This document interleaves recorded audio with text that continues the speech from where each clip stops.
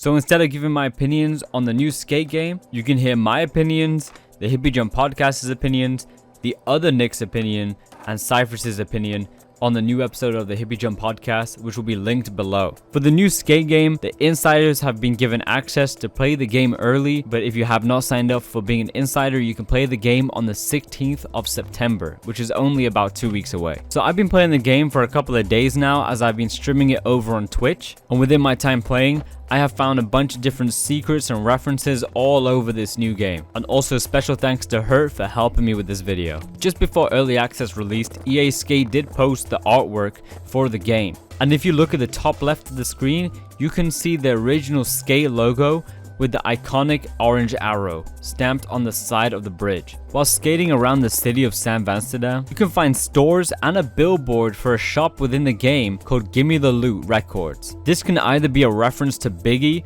with his song Gimme the Loot, or a reference to Travis Scott's Sicko Mode that samples the line Gimme the Loot. In the Brick Switch district, there is a stadium that can be found. And what makes this stadium so interesting is that this stadium is a direct reference to Skate 3, as the name of the stadium that is stamped all over the place is Land Sharks, with the same similar designs being shown inside of the stadium in Skate 3 and outside of it in the University District. There are some spots that you can find around San Amsterdam that are a direct reference to a real life spot. For example, China Banks. But one of these spots stand out a lot more than the others, as not only is this spot in Brick Switch a direct reference to 3rd and Army, the real life spot, but it is also its own homage of the iconic spot in the industrial district of Skate 3, 2nd and Navy. However, this is not the only Skate 3 reference within the game, as there is a challenge within the game which has almost the same name as it does in Skate 3, this being Sign of the Grind.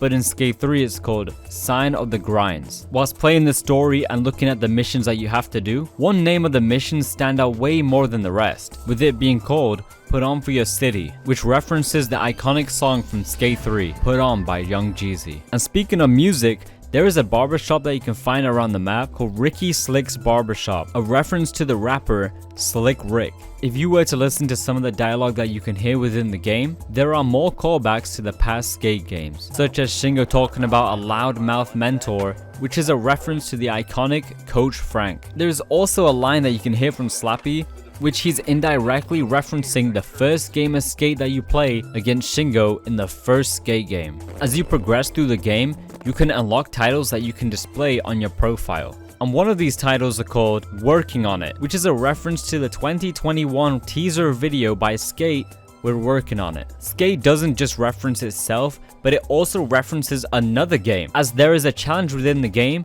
called It Takes 2 to 4, which is a reference to a co-op EA title called It Takes Two. This is not a reference, but this is a secret location. If you were to go to the church in Goldcrest, you can see that there is an entrance in the front window of the building. And so if you climb the building, you can actually go into this secret location, as it seems someone has set up some sofas and some chairs and a table for them to hang out. If you ever see the umbrellas in Skate, they are actually more than a static object, as if you were to climb onto one and jump, you'll notice that the umbrella actually has bounce mechanics. There are some statues that you can find in Goldcrest near the parking lot, and if you were to bail into these dinosaur statues, you'll notice that each three of these react when you hit into it, with the dinosaurs screaming. And just nearby, you can find a statue of a horse. And if you were to do the exact same thing as you do to the dinosaurs, just hit into it, you can also hear a sound cue from the horse, with the horse screaming when you hit into it. And the very last secret that I found within the game, if you were to go to Market Mile and go to the skate park, you can find some clams that you can grind on. And depending on how much impact you have when you ollie into it, you can hear the sound of seagulls being played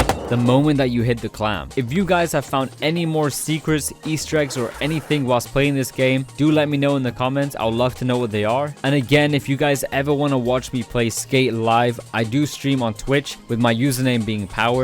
I know it's completely different and I have a different name on every single platform. I have no idea why I do it, but go ahead and check that out for whenever I go live. I try to go live nearly every single day when I can. And also, don't forget to follow my socials.